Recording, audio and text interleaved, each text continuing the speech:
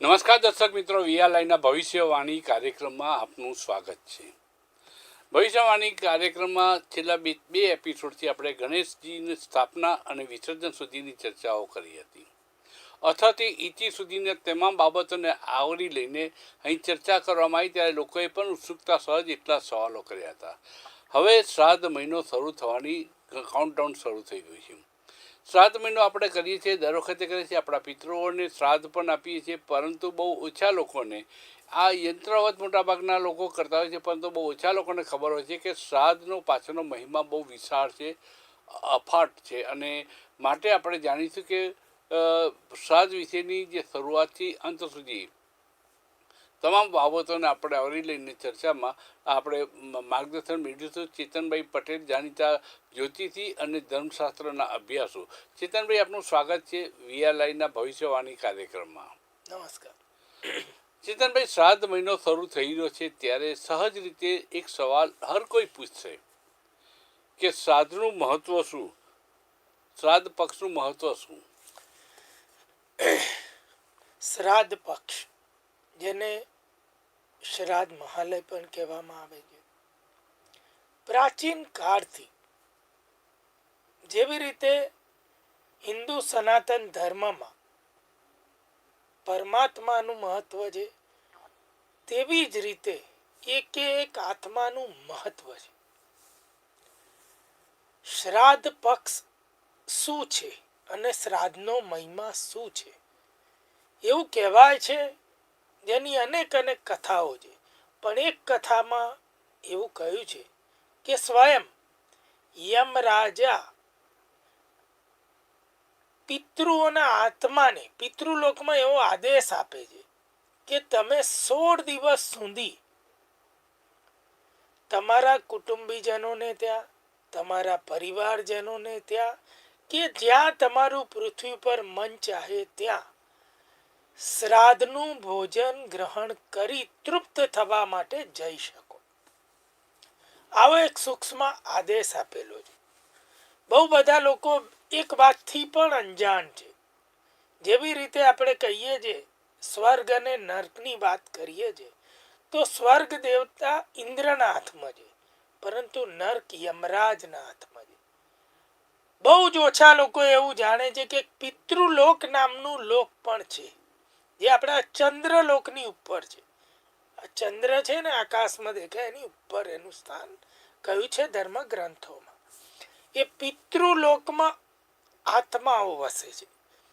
સ્વર્ગ નર્કની પ્રાપ્તિ કરાવ્યા બાદ દરેક આત્માને પિતૃલોકમાં મુકાય છે. ક્યાં સુધી? તો કે ફરી જન્મ લેવાનો એનો વારો ના આવે ત્યાં સુધી. આ એક ક્રમ બનેલો છે. સૃષ્ટિનું સંચાલન માટે આ બધી વ્યવસ્થા છે.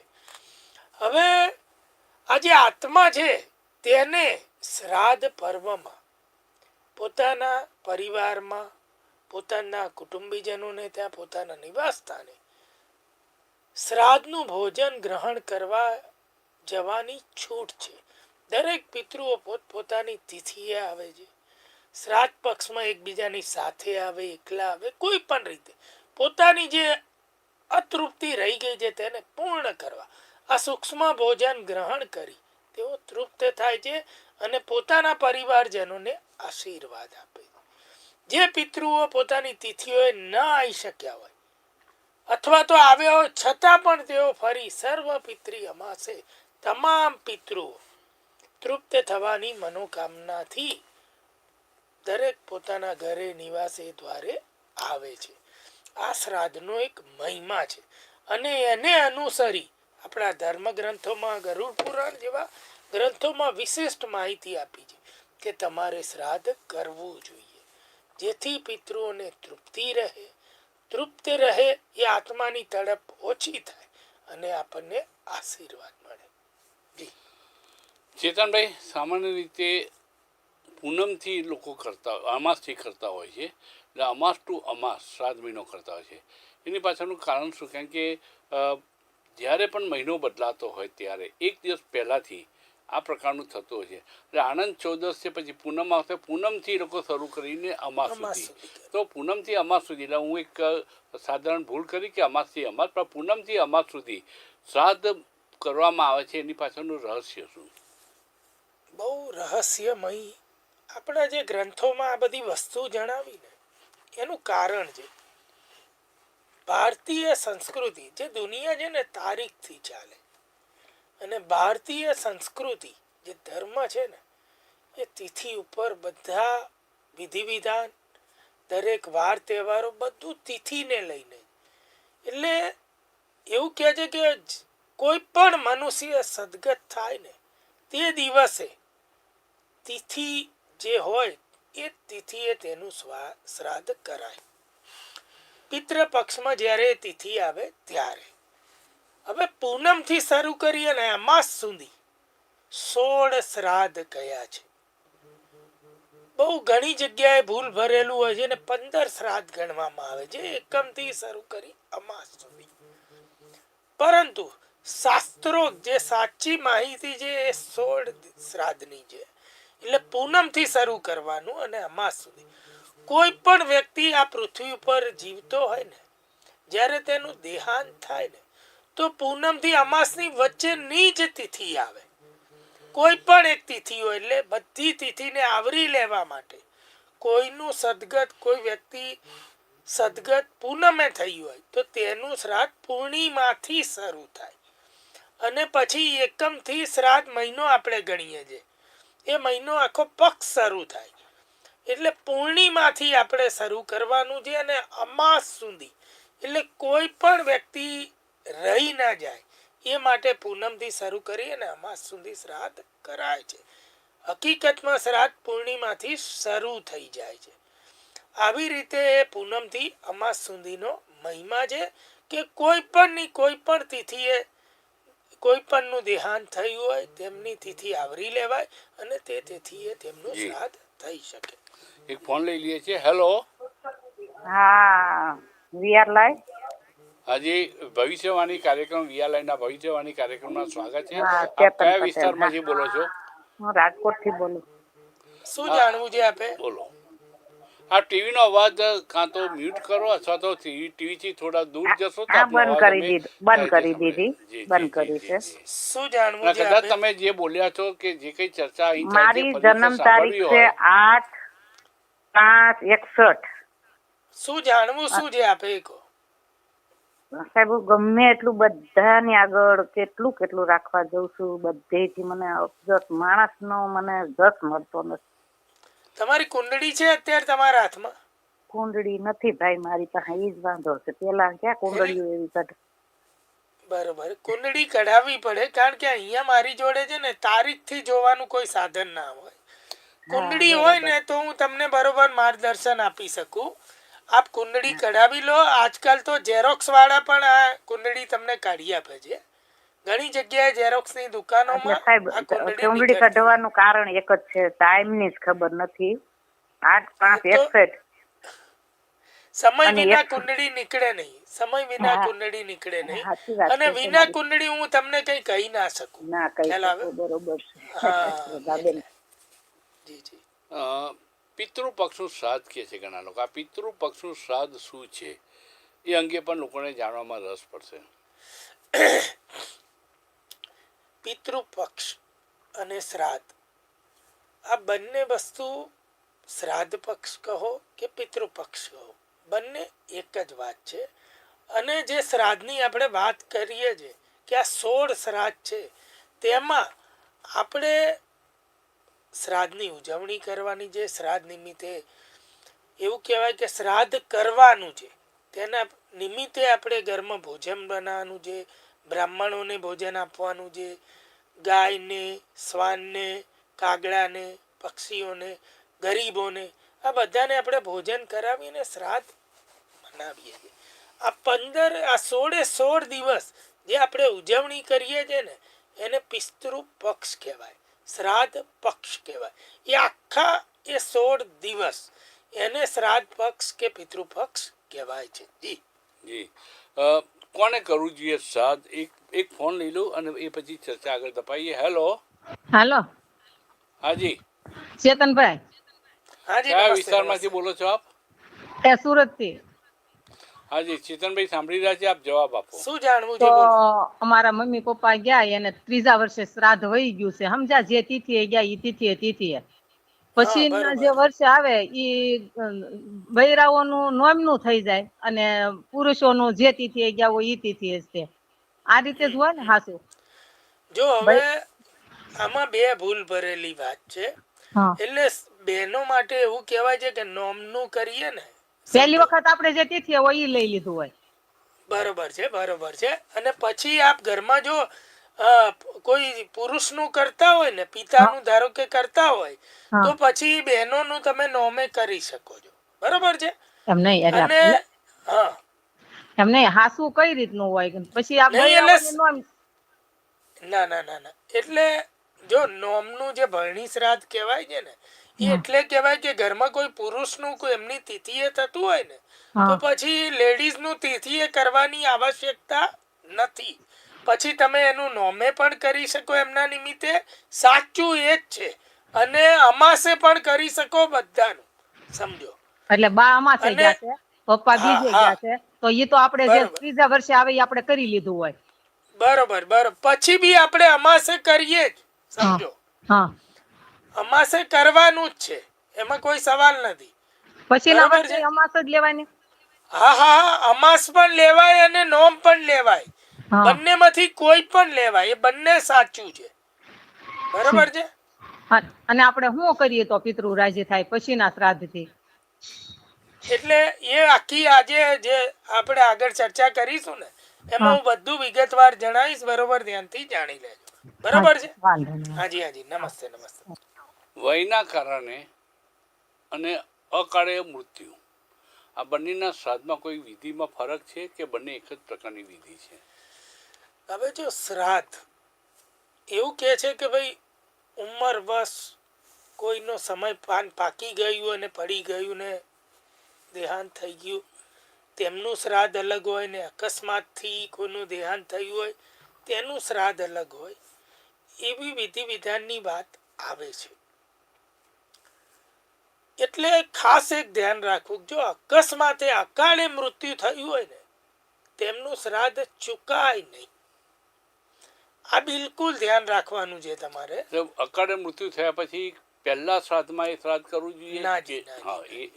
એટલે કોઈ પણ વ્યક્તિને જ્યારે આપણે અકાળે અકસ્માતથી ડેથ થાય તો એવું કહેવાય કે ભાઈ 2 વર્ષ બાદ 3જા વર્ષે એને પિતૃઓના પિંડમાં ભેળવાય. એની એક વિધિ હોય છે. એ વિધિ થઈ જાય ત્યારબાદ તેમનું શ્રાદ્ધ શરૂ થાય. અન્ય 2 વર્ષમાં આપણે તેમના નિમિત્તે દાન પુણ્ય કરી શકીએ પણ તેમનું શ્રાદ્ધ કરાતું નથી. શ્રાદ્ધ ત્યારબાદ જ થાય છે કે જ્યારે તેમનું પિંડ પિતૃઓના પિંડમાં ભેળવી દેવાય. એટલે એવું કહે કે પિતૃઓમાં તે ભેળવાઈ ગયા ત્યારબાદ તેમનું શ્રાદ્ધ થતું હોય છે.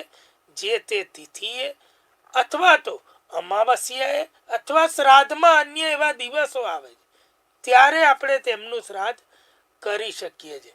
પણ આટલું ધ્યાન રાખો કે આકસ્મિક ડેથ થયું હોય ને એમનું શ્રાદ્ધ તો અવશ્ય થવું જોઈએ.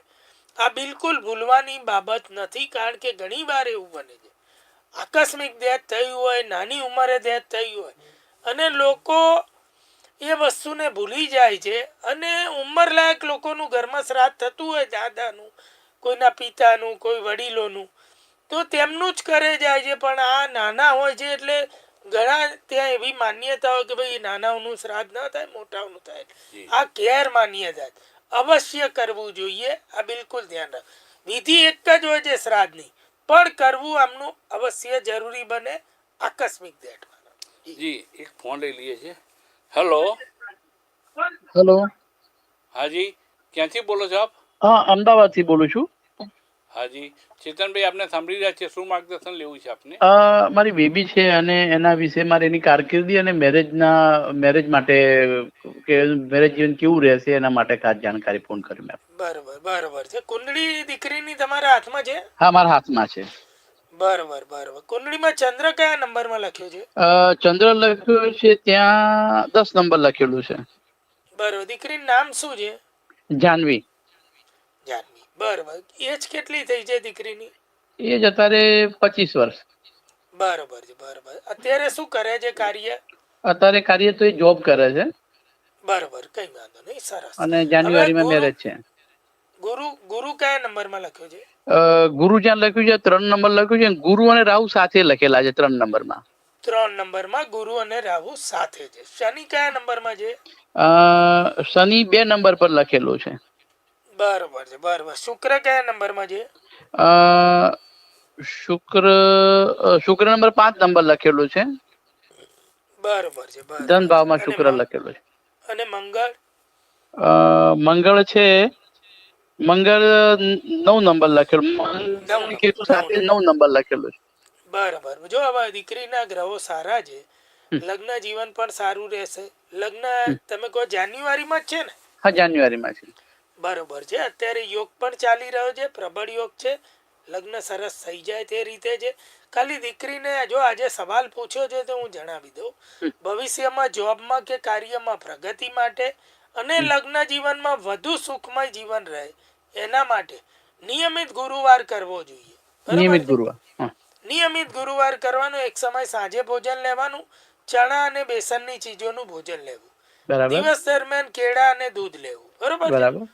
અને ઓમ બૃહસ્પતિ નમઃ આ ગુરુનો મંત્ર છે. આ મંત્રનો જાપ કરવો યથાશક્તિ. રાત્રે કરવાનું કે સવારે? રાત્રે સૂતા પહેલા. ઓકે, રાત્રે બરાબર છે? સુતા પહેલા. 10-15 મિનિટ અને જે મનોકામના એની પ્રાર્થના કરવાની. બરાબર છે? આ એટલે મેં કહી દીધું કે જો તકલીફ આવે ને નિવારણ કરીએ ને એમાં કઈ મોટી વાત નથી. જીવન પર્યંત તકલીફ ના આવે ને એવું જ કરવું જોઈએ. ના, બરાબર બરાબર છે? એટલે જે 3 નંબરમાં ગુરુ લખ્યું ને, બુધના ઘરમાં ગુરુ કહેવાય. ઓકે? ગુરુ રાહુ બંને છે. હા, મેં જોઈ લીધું, સાંભળી લીધું. એટલે એ આપણને આગળ તકલીફ જ ના કરે. અત્યારથી મેં તમને એનો ઈલાજ બતાવી દીધો.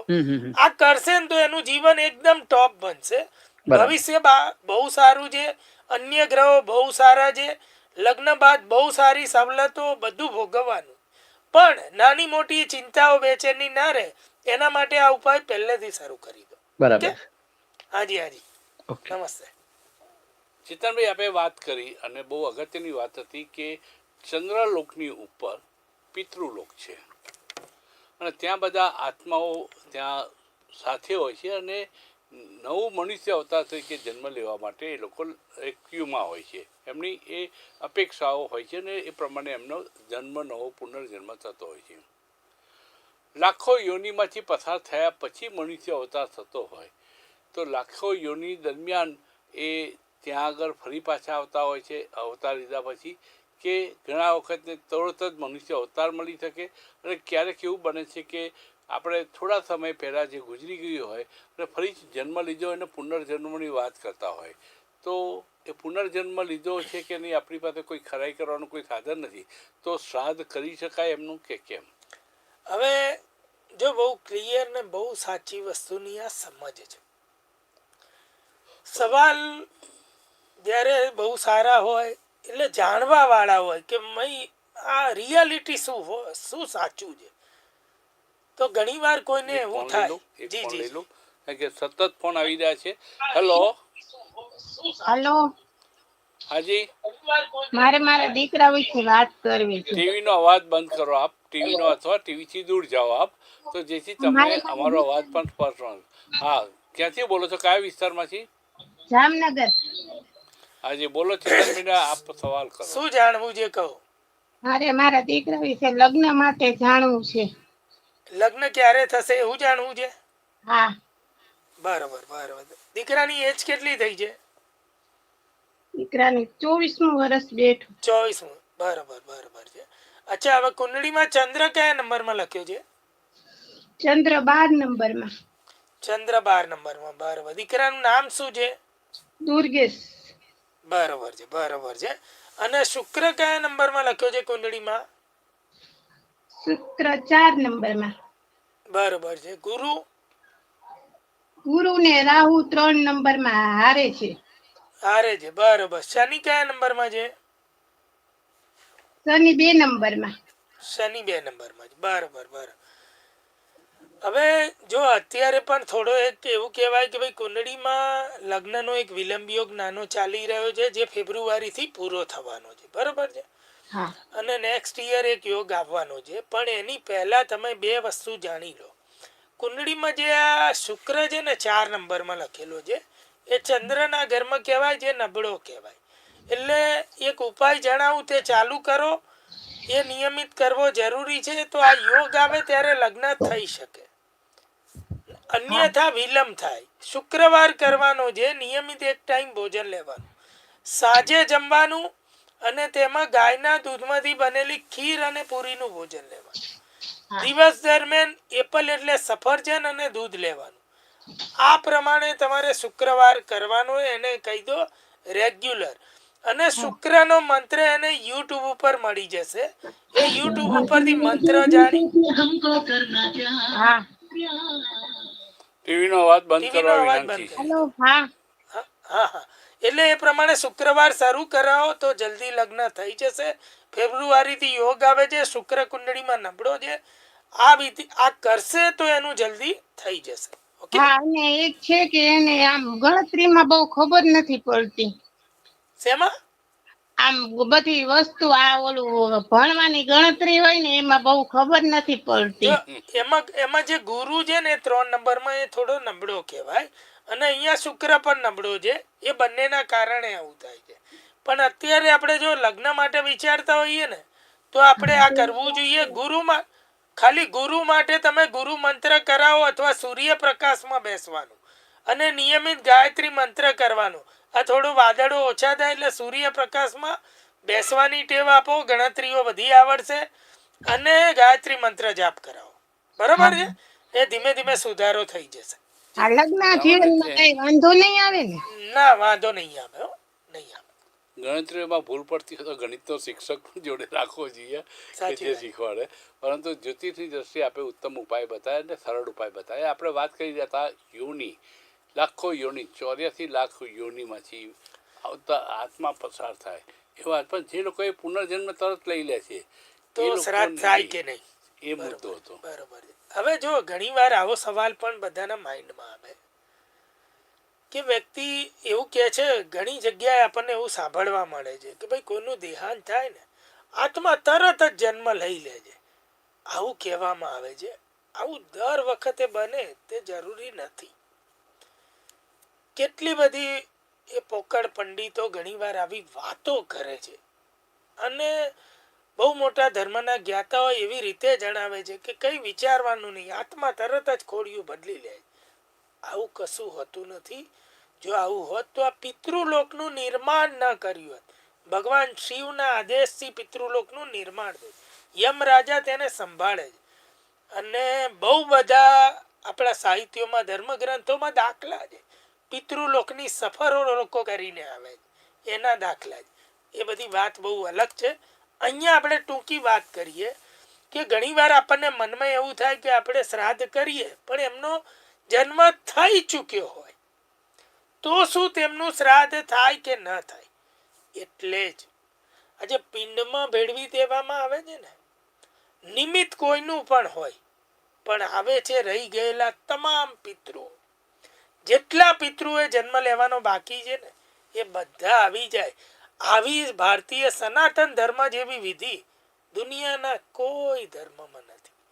એટલે એમ કહું છું કે જે પિતૃઓના પિંડમાં જ્યારે આત્માને ભેળવી દેવાય પછી એકને બોલાવો ને સબ આવે. એટલે એવું છે.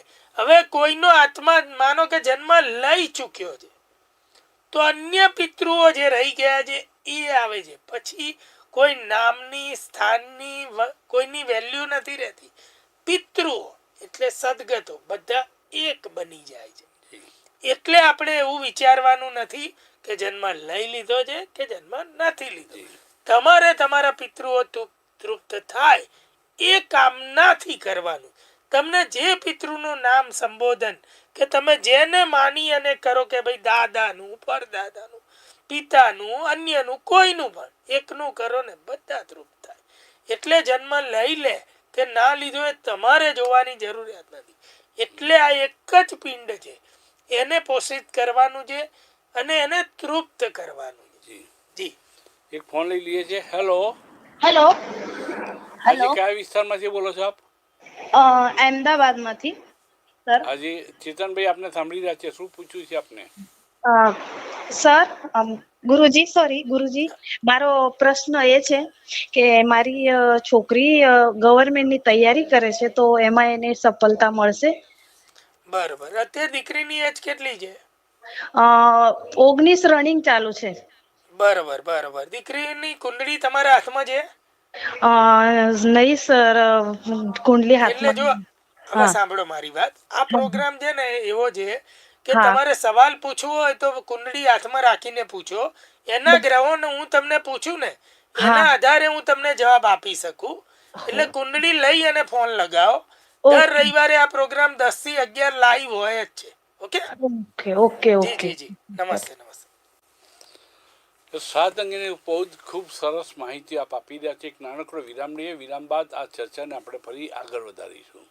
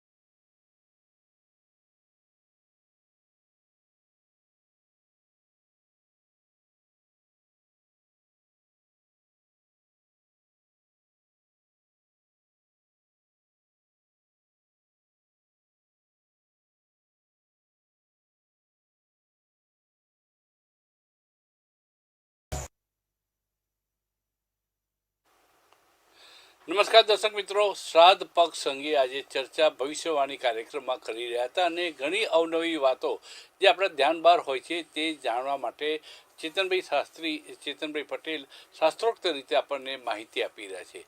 ફરીથી ચેતનભાઈનું સ્વાગત કરું છું વિરામ બાદ અને ચર્ચાને આગળ ધપાવીએ. તો શ્રાદ્ધ પક્ષ જે કરવાની વાતો આવે છે, સદગતનું શ્રાદ્ધ ક્યારથી કરી શકાય, આ મહત્ત્વનો સવાલ ઉઠે છે. લોકોને એ જાણવામાં રસ પડશે. હવે કોઈ પણ સદગત હોય તેમનું શ્રાદ્ધ આપણે હંમેશા પહેલા તો એટલું ધ્યાન રાખો કે કરવાનું અનિવાર્ય છે. દેવલોક પામે કોઈ પણ, ત્યારબાદ તેમના અન્ય વિધિ વિધાન થઈ જાય, ત્યારબાદ ઘણી જગ્યાએ વર્ષે સરાવવાનું હોય છે, ઘણી જગ્યાએ 2 વર્ષે સરાવવાનું.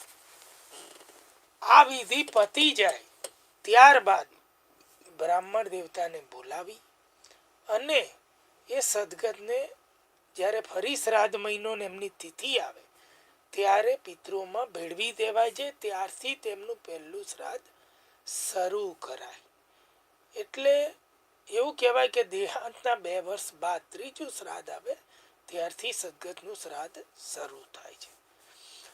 ક્યારે શ્રાદ્ધ કરાય તો કે જે કોઈ પણ આત્મા જે દિવસે દેવલોક પામ્યા હોય મનુષ્ય અવતારમાંથી, તે તિથિ જે હોય, કોઈ એકમે, બીજે, ત્રીજે, ચોથે, પૂનમે, અમાસે, ક્યારે પણ એ તિથિ શ્રાદ્ધ પક્ષમાં જ્યારે આવે એ દિવસે એમનું શ્રાદ્ધ થાય. આવી રીતે શ્રાદ્ધ કરવું જોઈએ આટલા વર્ષ બાદ, અને જે તે તિથિએ સદગત થયા હોય તે તિથિએ શ્રાદ્ધ કરવું જોઈએ. જો કોઈ પણ ભૂલચૂકથી રહી જાય તો આપણે તેમનું શ્રાદ્ધ આપણે અમાસે કરી શકીએ, જેને શાસ્ત્રથી સ્વીકૃત છે, અને તેને સર્વ પિતૃ અમાસ કહી છે. એવું ચોક્કસ છે કે પિતૃઓ પોતપોતાની તિથિએ તો આવે છે. ઘણા પિતૃઓ, બહુ બધા લોકોના અનુભવ છે, મારો વિષય છે એટલે મારી જોડે લોકોએ આવીને વાત કરી છે, એટલે મને અનુભવ છે કે અનેકના પિતૃઓ રોજ વાલ કરવા આવે છે. રોજ એને આશા હોય છે કંઈનું કંઈ મારે નિમિત્તે મારા સંતાનો કરે છે, એ તૃપ્ત થાય છે, જોઈને આનંદ કરે છે, એના માટે પણ આવે છે.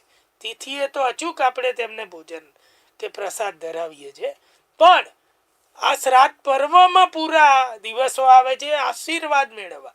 ઘણી વાર એવું કહેવાય ને કે છૂટ મળેલી છે આ 16 દિવસની, એટલે તિથિએ જ જવું જરૂરી, રોજ આવવાની છૂટ છે. એમ 16મા દિવસે સર્વ પિતૃ અમાસે તો તમામ પિતૃઓ એ પૃથ્વી ઉપર આવે જ છે. બહુ બધા લોકો એવા પૃથ્વી પર થઈ ચૂક્યા છે કે જેની અનુભૂતિ કરી શકે છે. આત્માની અનુભૂતિ કરવી કઈ બહુ મોટી વાત નથી. એવું કહેવાય છે કે જે એવો સમય હોય ને એ પ્રમાણે આ આકાશ છે ને, કે આ વાતાવરણ છે ને, એમાં એવા કણ હોય, એ મહેસૂસ કરવાની અલગ અલગ લોકોની તાકાત અને તાસીર હોય. જેવી રીતે ગણેશ પર્વ છે ને, તો ગણેશજીના એવા એવા તરંગો, એવા કણો એ ચાલે છે. એવું પિતૃ સમય આવે ત્યારે એ ચાલે, નવરાત્રિ આવે ત્યારે એ ચાલે, અને જ્યારે દિવાળી આવે ત્યારે દેવી લક્ષ્મી, સરસ્વતી અને કાલી એ કૃપા ચાલે. એ દરેકનું અલગ અલગ આભા મંડળ બનતું હોય છે આ જ પૃથ્વીમાં.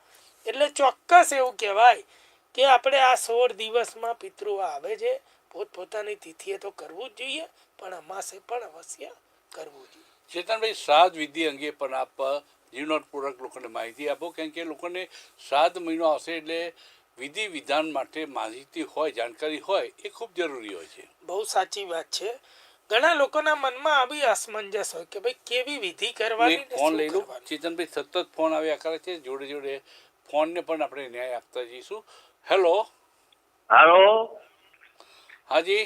હેલો, જય પૂદેવ. હાજી હાજી, બોલો, શું જાણવું છે? કયા વિસ્તારમાંથી બોલો છો? હા, હું કલોલથી બોલું છું સાહેબ. મારે એક બાબુ હતો, એના જન્મ કઢાયેલા, એને જન્મ 3 મહિને કઢાયેલા. એને જન્મમાં લખેલું કે બાબાનું 17 વર્ષે મૃત્યુયોગ છે, તો તમારે મૃત્યુયોગના વિધિ કરાવી દેવાની. પણ અમે મજૂરી વર્ગના મોડા ગોમડી રહેવું, ઘેર આવું, પણ વિધિ ના કરી, અને 21 વર્ષે બાબાને ચક્કર આવ્યા અને ગટરમાં પડી ગયો, સાહેબ એક્સપાયર થઈ ગયો હતો. એની વિધિ થાય? હા, હવે તેમના નિમિત્તે તમારે શ્રાદ્ધ પણ કરવું જોઈએ, સરાવાની વિધિ બાકી હોય તો તે પણ કરવી જોઈએ, અને અન્ય આપણા જે ગોર મહારાજ હોય તેમને પૂછી કોઈ બીજા વિધિ વિધાન બાકી રહેતા હોય તમારી સામાજિક વ્યવસ્થા અનુસાર, તો તે પણ અવશ્ય કરવા જોઈએ. આ બિલકુલ ધ્યાનથી, ચૂક વગર, આકસ્મિક ડેથ કહેવાય આને, અકસ્માતે મૃત્યુ કહેવાય, બરોબર છે?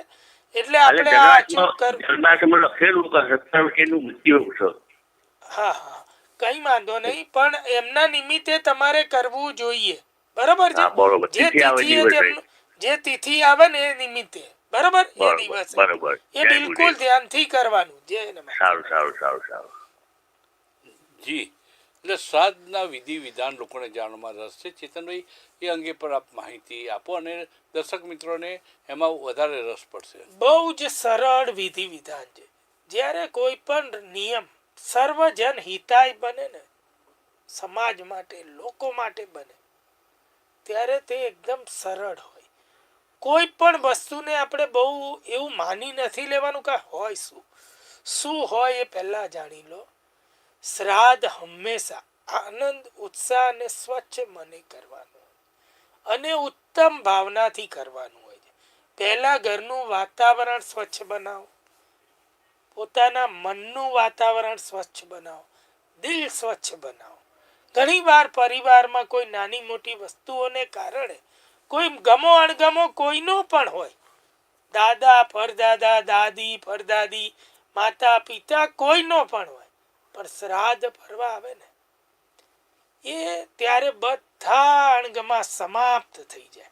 કોઈ પણ મનુષ્યનું જ્યારે દેહાંત થઈ ગયું હોય એની જોડે આપણે કેવળ આશીર્વાદ લેવા સિવાયનો કોઈ સંબંધ ના રહે.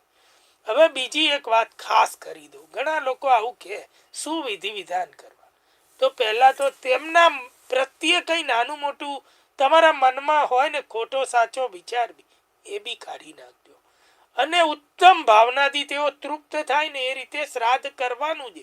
એવું જ્યારે આંખ ખુલે ને શ્રાદ્ધના દિવસે ત્યારથી વિચાર મનમાં લાવી દે. એક નિયમ બીજો પણ જાણી લો.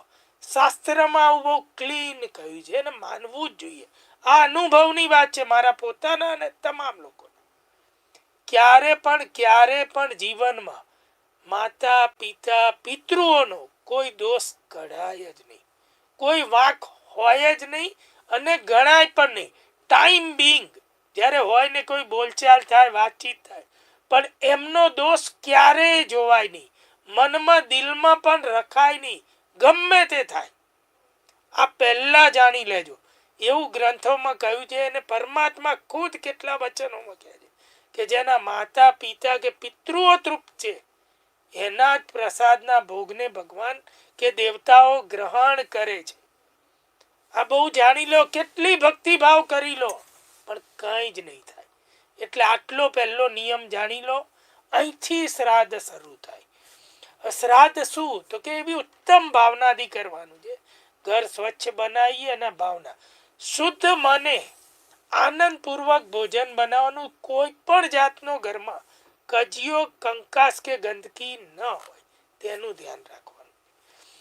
આનંદથી પિતૃઓ તૃપ્ત થાય તેવા ભાવથી ભોજન બનાવડાવવાનું. તમામ ભોજન તેમને થાળમાં ઘરનું ધરાવવાનું છે. પિતૃઓનું જે શ્રાદ્ધ કરીએ આપણે કોઈ પણ પિતૃનું, ત્યારે આપણા કુટુંબીજનોને આનંદ અને પ્રેમથી આમંત્રણ આપવાનું અને બોલાવવાના.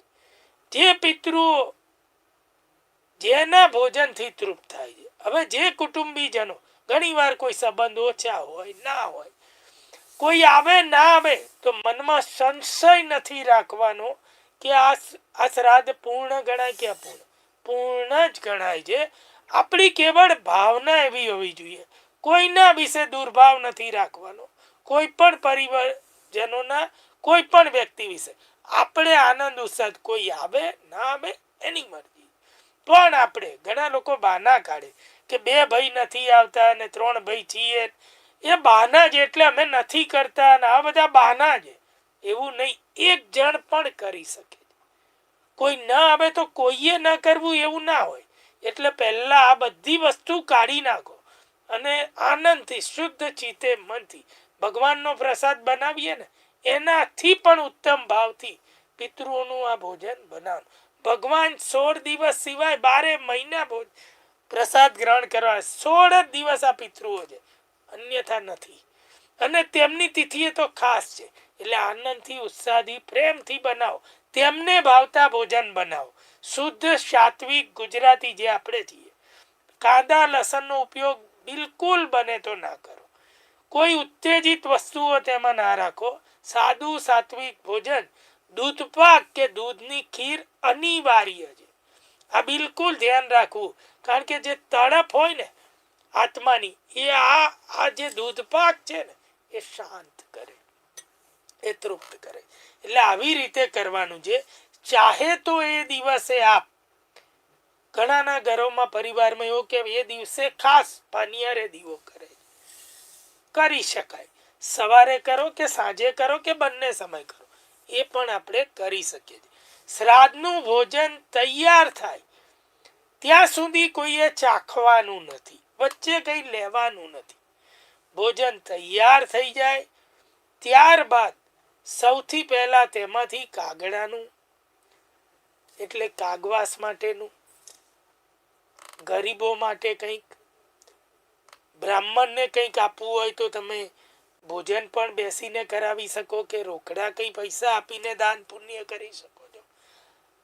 પરિવારજનોને બધાને લેવાનું છે. પહેલા એક થાળ બનાવી અને સજાવી, પાણી, શુદ્ધ પાણીનો ગ્લાસ ભરી અને તમારા જે પિતૃનું કરો તેમના ફોટા આગળ મૂકી દીવો કે અગરબત્તી કરવી અનિવાર્ય નથી. કરવી હોય તો કરી શકો છો, જરૂરી બિલકુલ નથી.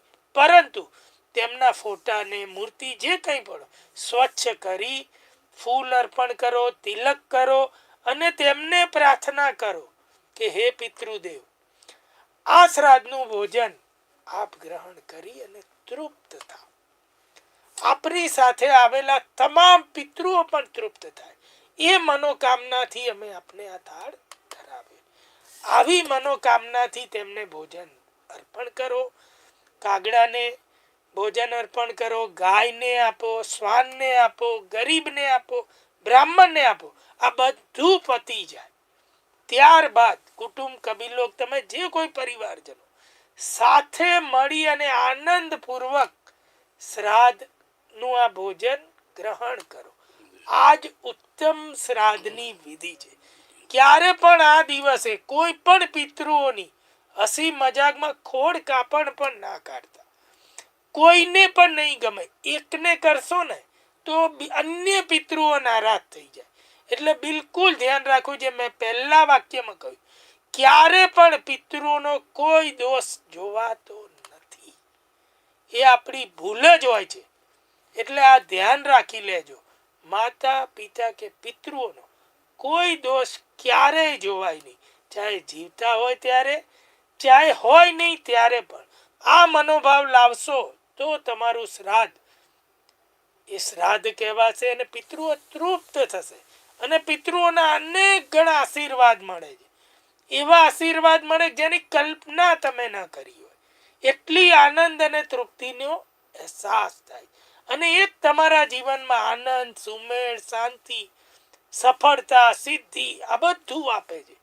કારણ કે એ તૃપ્ત થાય, એમના આશીર્વાદથી મોટા કોઈ આશીર્વાદ નથી. જ્યારે પિતૃઓ તૃપ્ત થાય ને દેવતાઓ રાજી થઈ જાય. આ બધું એકબીજાની જોડે જોડાયેલું. આવી રીતે શ્રાદ્ધનું વિધિ વિધાન કરાય. ચેતનભાઈ, આપે વાત કરી કે કાગ ભોજનનું મહત્વ છે. એટલે કાગ માટેનું ભોજન કાઢવું અને એમને આપવું. કાગ જ કેમ? કબૂતર કેમ નહીં? હોલો કેમ નહીં? ચકલી કેમ નહીં? કાગનું કેમ? બહુ સાચી વાત છે. હવે તમે ખાસ જોઈ લેજો. શ્રાદ્ધ પક્ષ આવે ને ત્યારે તમને આમ નહીં દેખાય, પણ શ્રાદ્ધ પક્ષમાં કાગડાઓ પુષ્કળ દેખાય.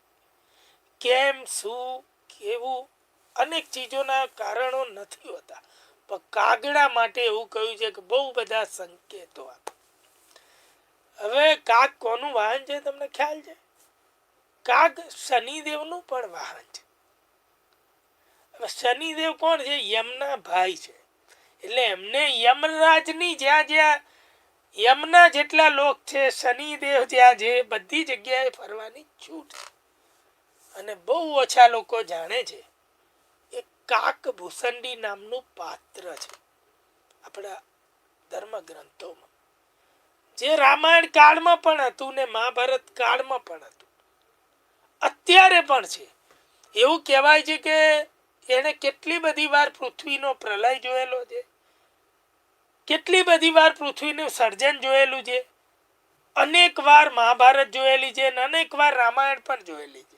એ આ કાક ભૂસંડીનું પાત્ર છે. એટલે એવું કહેવાય છે કાગડો અમર છે. અને એટલે જ એ એક કહેવત છે, કહેવાય છે એ નિમિત્તે. અને એવું કહે કે પિતૃઓને તૃપ્ત કરવા કાગડો સૂક્ષ્મ ભોજન કરી પિતૃઓ સુધી એને પહોંચાડે છે, પિતૃલોક સુધી જાય છે. એટલે એવું કહેવાય કે અહીંથી કાગડો ભોજન લે ને પિતૃઓને પામી જવાય છે, પિતૃઓ પામી જાય. શાસ્ત્ર એવું કહે છે કે ભાઈ પિતૃઓ કયા રૂપે આવે? બહુ બધી કહાનીઓ ને કથાઓ પણ છે. પિતૃ સાક્ષાત પોતાના એના રૂપમાં આભામાં દેખાય આવે.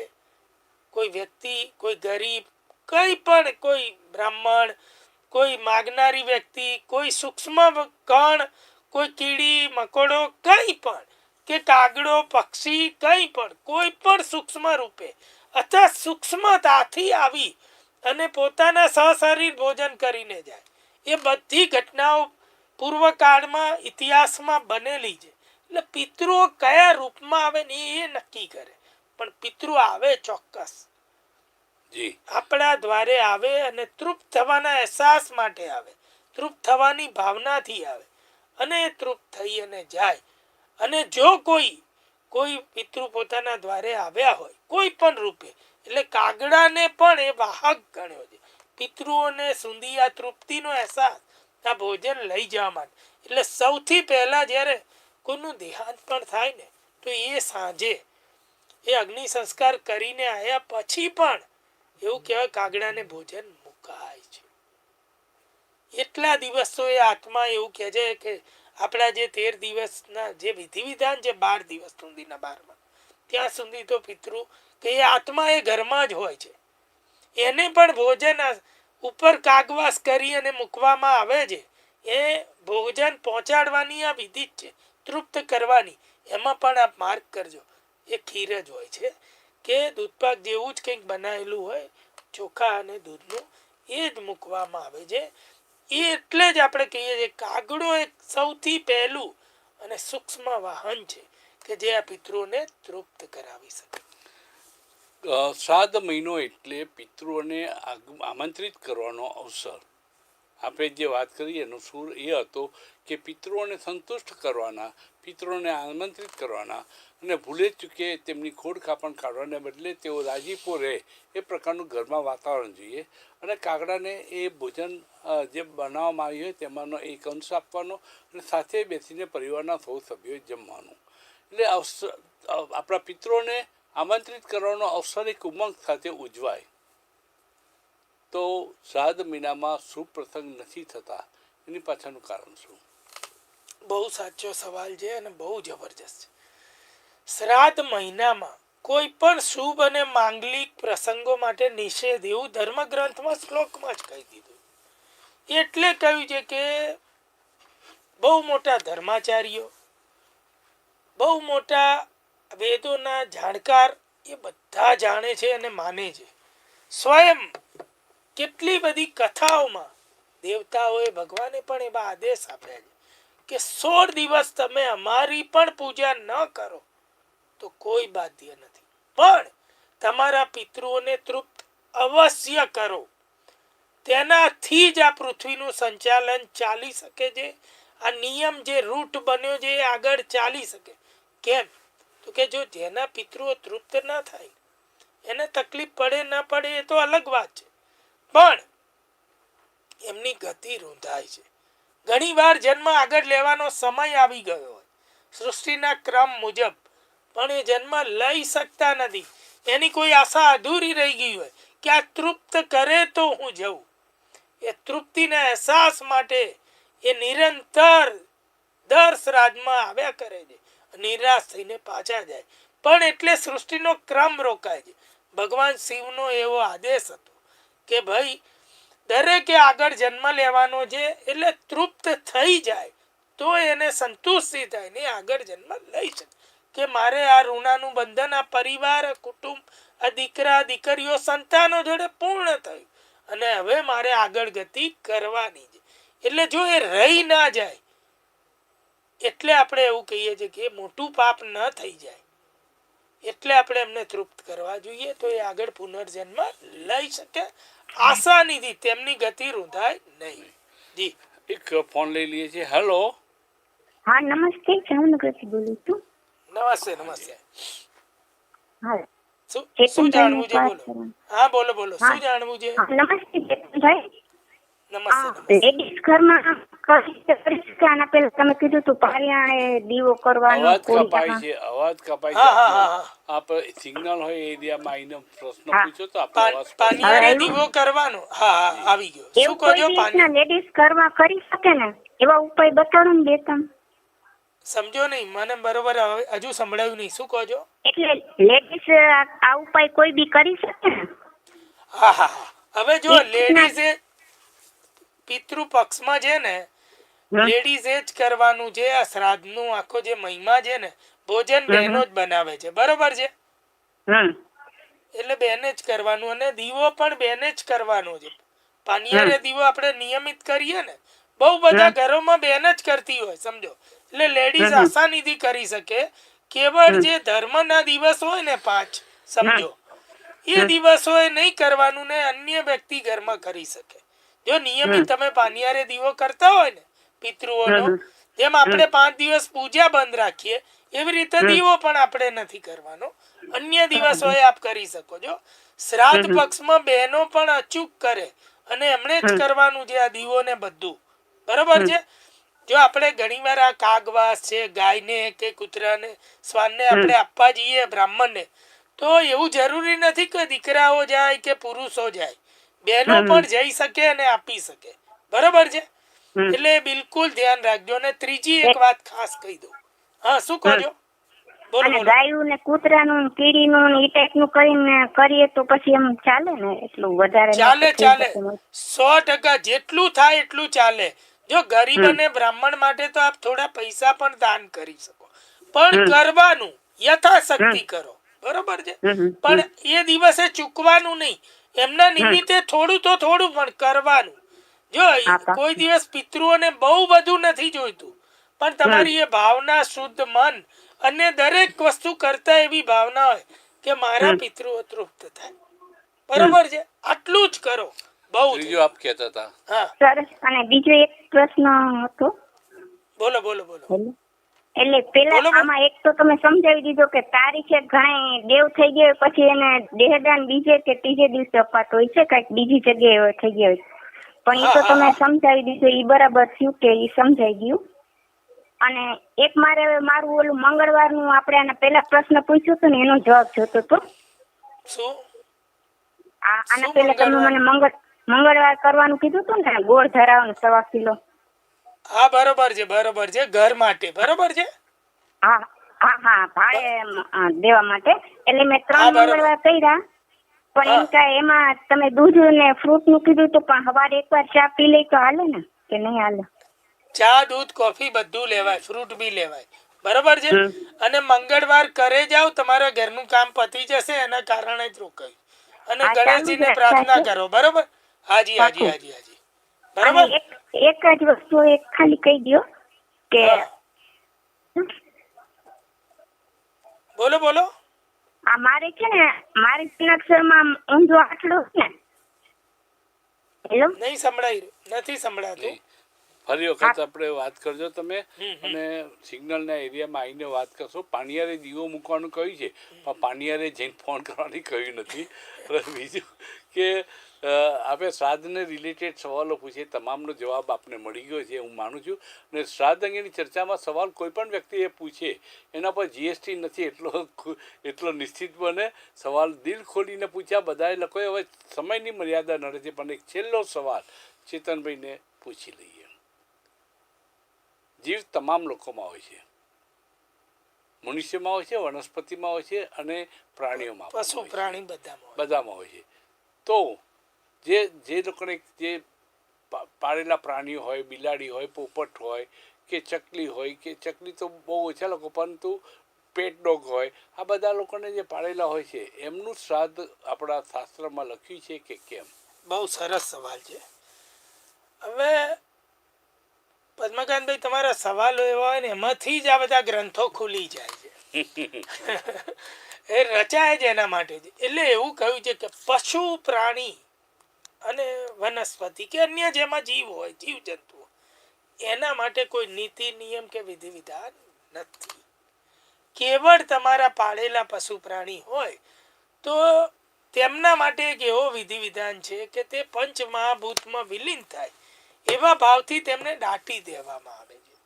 બસ આ જ વિધિ વિધાન. કેવળ મનુષ્ય માટે અગ્નિ સંસ્કાર થી શરૂ કરી 12 દિવસના વિધિ વિધાન, ત્યારબાદ 17મું, ત્યારબાદ માસિક શ્રાદ્ધ, ત્યારબાદ વાર્ષિક શ્રાદ્ધ, ત્યારબાદ પિંડમાં વેડવાની વિધિ, ત્યારબાદ શ્રાદ્ધ કરવું, ત્યારબાદ અન્ય વિધિ વિધાનો, નારાયણ બલિ સુધી પણ કેવળ મનુષ્ય માટે. આવો ક્લિયર ઉલ્લેખ છે ગરુડ પુરાણમાં.